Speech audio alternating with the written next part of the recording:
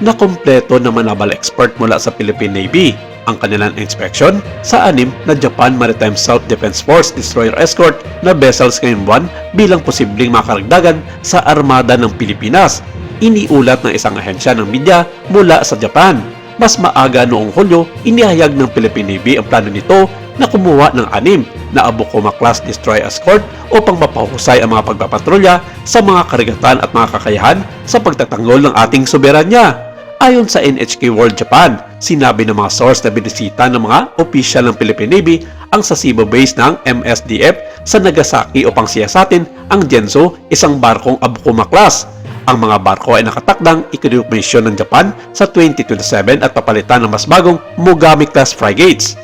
Minaliit ng Philippine Navy ang impresyon na ang Pilipinas ay isang dumping ground ng mga pinaglumaang mga barkong pandigma ng ibang bansa at nagpadala ng mga eksperto upang matukoy ang posibilidad at kakayahan para sa mga naval function ng mga barkong nais nitong makuha. Bagamat na-decommission na ng Japan ang mga nasabing sasakyan pandagat, pinanatili pa rin niya ang ilang partikular na kakayahan nito na maaari pang gamitin muli sa mahaba pang panahon at para sa add-on na mga kasalukuyang barko ng Philippine Navy. Sumang-ayon dito si DND Secretary Gibo Tidoro na ang mga na-decommission na barko na dapat magretiro ay may kakayanan pa rin gumanap ng mga tungkulin sa kabila ng kanilang edad at base na rin sa rekomendasyon ng mga naval expert mula sa Philippine Navy na nag-inspect sa mga nasabing sasakyang pandagat ng Japan at aprobado ito sa kanya para kunin ng Pilipinas para maging parte na rin ng Philippine Fleet.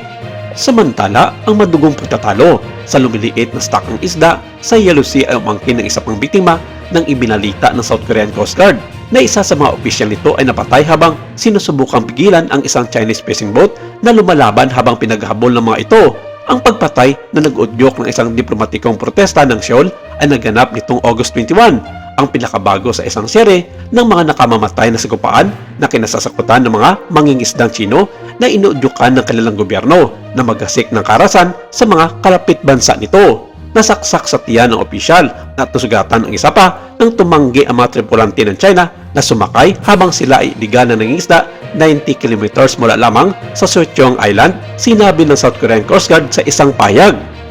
Dinala ng helikopter ang mga nasawi sa isang ospital sa Encheon kasama ang kapitan ng barko ng China na umano'y responsable sa pananaksak at pagkatapos ay nasugatan sa labanan. Ang natitirang 8 tripulante at ang kanilang bangka ay nahuli at dinala sa Incheon Port, anluran ng Seoul. Ipinatawag ng Foreign Ministry ng South Korea ang ambasador ng China noong Huwebes at nagsampa ng matinding protesta sa pinakabagong labanan sa isang lugar sa Yellow Sea na inaangkin ng South Korea bilang exclusive economic zone nito, habang tumitindi ang petisyon para sa mackerel, jellyfish, blue crab, rocker at anchovy na samsam din ng South Korea ang humigit kumulang 470 na mga barko ng China para sa iligal na nangingisda sa Yellow Sea sa taong ito mula sa 370 lamang noong taong 2010.